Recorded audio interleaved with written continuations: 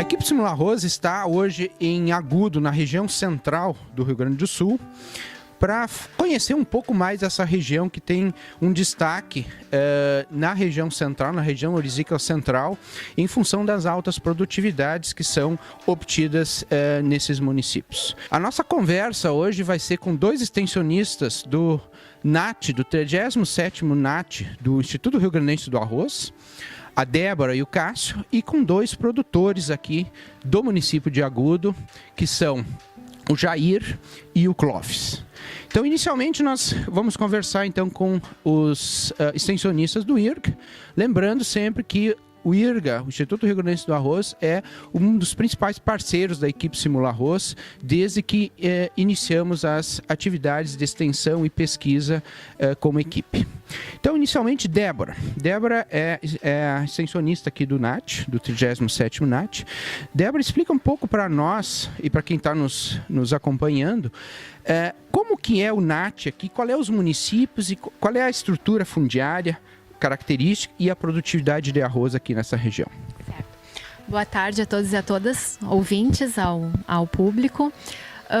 Bem, o nosso 37º Núcleo de Assistência Técnica, né, do Instituto Rio Grandense do Arroz compreende com sede em Agudo, mas também compreende os municípios de Dona Francisca, Paraíso do Sul e Nova Palma.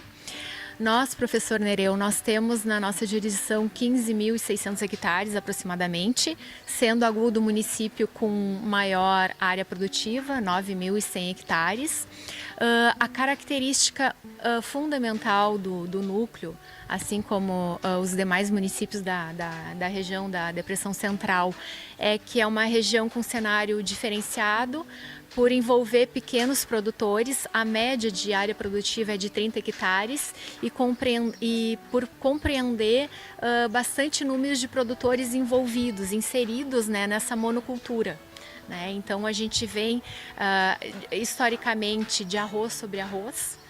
Aqui a questão, uma diferenciação fundamental é não haver essa rotação como em outras regiões, que a gente acompanha, como Fronteira Oeste, Campanha, a rotação com soja na várzea. Então é uma dificuldade em função dessa pequena propriedade, em função muito dos nossos limitantes naturais.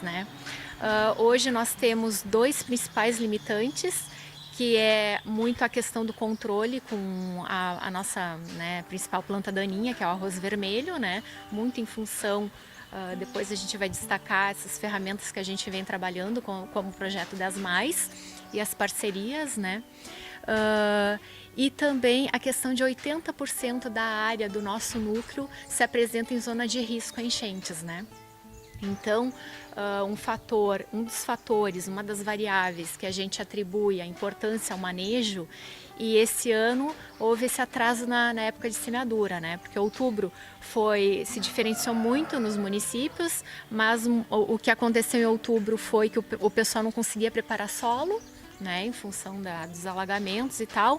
Novembro aconteceu uma enchente leve a moderada na várzea, onde as áreas que já estavam plantadas teve essa questão da ressemeadura.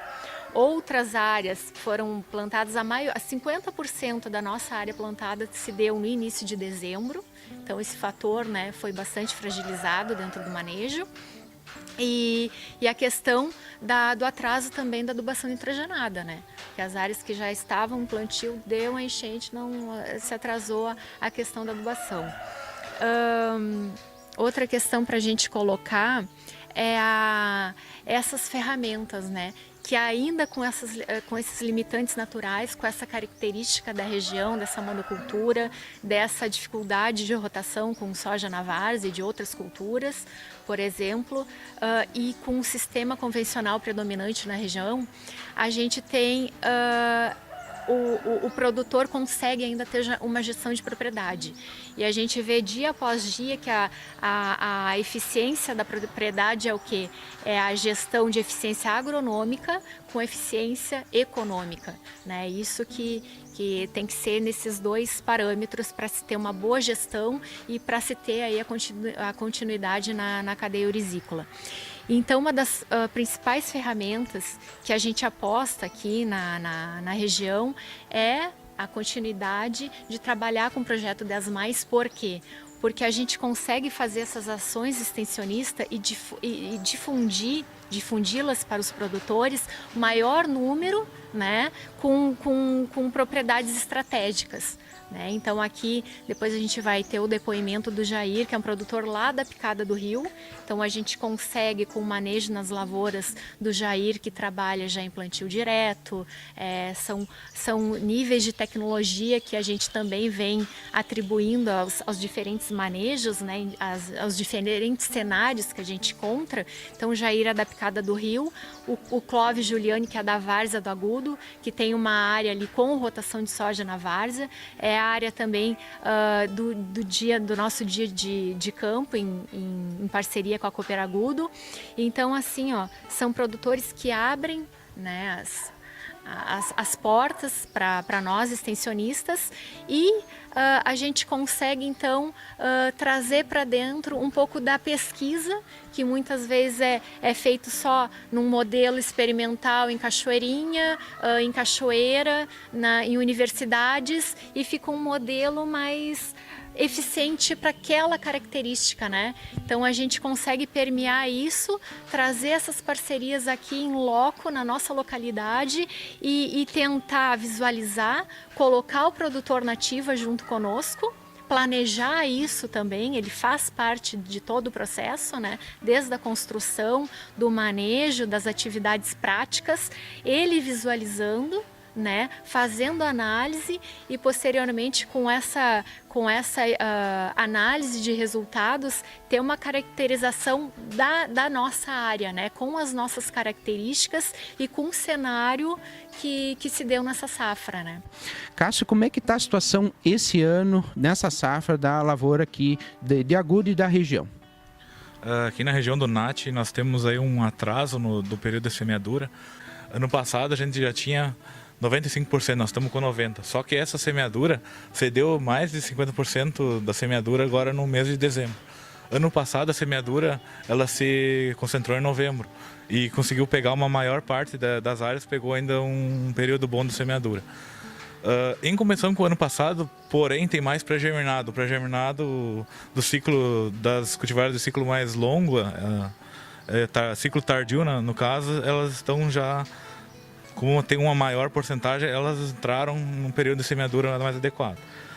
Mas aqui no município a gente subiu de cerca aí de 10% ano passado para 25% de pré-germinado esse ano, né? Aqui no município de Agudo nós temos cerca aí de 1.500 a 2.000 hectares de pré-germinado, enquanto que Paraíso tem cerca de 1.000 hectares. Então é uma área maior que foi semeada no começo da época mais adequada. Porém, a lavoura do plantio no seco, na semeadura em solo seco, acabou tendo esse atraso. Agora, a nossa grande oportunidade aqui é de falar com dois produtores do projeto 10+, do IRGA, né? Então, inicialmente, vamos conversar com o Jair, que é uma referência aqui em termos de produtividade, e depois nós falamos então com o Clóvis. Jair, a questão do projeto 10+, né? A Débora falou que aqui nós temos uma característica bem peculiar aqui na região. Como é que tu está vendo a questão do projeto 10+, lá na tua propriedade? Bem, professor, assim, o projeto 10+, a gente já participava anteriormente do projeto 10, que era a geração anterior. E o 10+, veio mais uma vez resgatar alguns pontos que o produtor acabou esquecendo, que eram basicamente relacionados a manejo. O produtor acabou com a questão das cultivares CL deixando de fazer muita coisa, né? Facilitou, de certa forma, as cultivares CL facilitaram em muito o manejo da lavoura. E com a questão da resistência, precisou se voltar a fazer o que se fazia anteriormente. Eliminar mais camadas, de repente fazer um preparo mais adequado, tentar achar um plantio direto, para deixar essa semente mais superficial possível, porque o problema das cultivares terem adquirido a resistência, o vermelho principalmente, é o maior limitante de produtividade. E a única forma que se tem de fazer isso é manejando, né? Como a Débora falou anteriormente, a possibilidade de rotação é limitada, eu tenho tentado fazer, faço aproximadamente há 8 anos, mas é em área muito bem escolhida, em área muito bem preparada e também não pensando em ter lucratividade, e sim em resolver o meu problema de vermelho, que é resgatar a área para o retorno das cultivares poderem expressar o potencial produtivo delas. E o projeto 10+, veio resgatar alguns dos pilares básicos, que são semeadura na época certa, cultivar de alto potencial, nutrição balanceada e boa nutrição. Dá muito adubo, porque adubação nitrogenada na hora certa, entrada d'água o mais cedo possível. Esse conjunto de ações tem dado resultado. Eu, ano passado, tinha sido o primeiro ano do projeto 10+, eu tinha feito uma área só do projeto 10+, com adubação nitrogenada, 100% dela na entrada d'água. Esse ano eu estou com, dos meus 80 hectares, já estou com 60 na água, e os 60 hectares estão com todo o nitrogênio lá na primeira. Pretendo não fazer mais. Talvez algum retoque de beirada, alguma coisa que é de um quadro mais raspado, mas já copiei o modelo daquela questão da adubação nitrogenada. Ela produziu tanto quanto e me eliminou um manejo, que seria mais uma entrada para aplicação de uma segunda cobertura, no caso, né? Como as minhas áreas não são problemáticas, assim, com um grande problema com enchente, né? Então eu posso usar essa ferramenta dessa adubação, entrar toda na primeira cobertura, no caso. Ou seja, o projeto 10+, ele veio para agregar, para melhorar a eficiência lá na tua propriedade. Com certeza. É uma troca de informações, né, professor? O pessoal traz alguma coisa, a gente tenta adequar, tira como a Débora disse, é uma discussão. A gente senta, conversa, ajusta alguma coisa e vai muito de região para região, porque da Picada do Rio até o Cerro Chato ou para a Várzea do Agudo, a diferença é enorme em volume de chuva, em temperatura, em momento de semeadura. Nós estamos assim, como o Cássio falou, hoje com as lavouras um pouco mais atrasadas.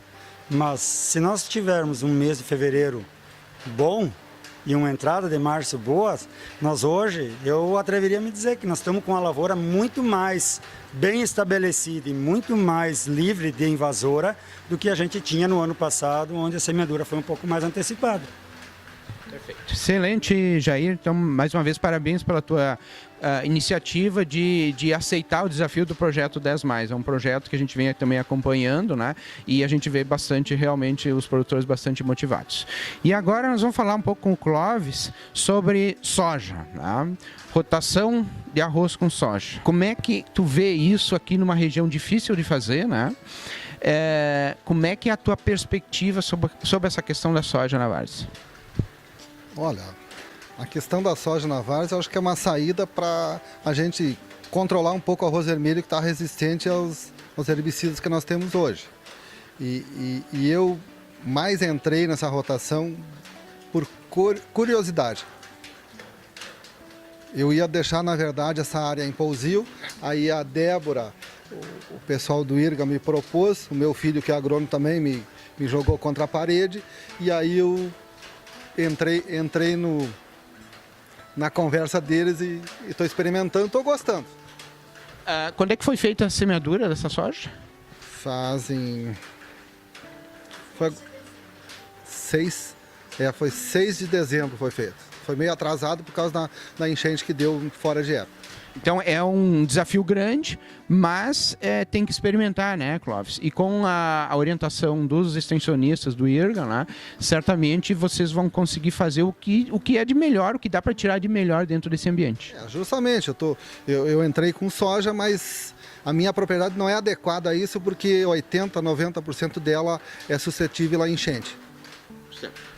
Bom, então com isso nós tivemos uma boa ideia o que é essa região de Agudo aqui, né, e arredores, os desafios que são manter altas produtividades, construir altas produtividades, os pilares da alta produtividade, aonde inclui as questões, os pilares do projeto 10+, e também nós temos essa experiência agora com a soja na várzea.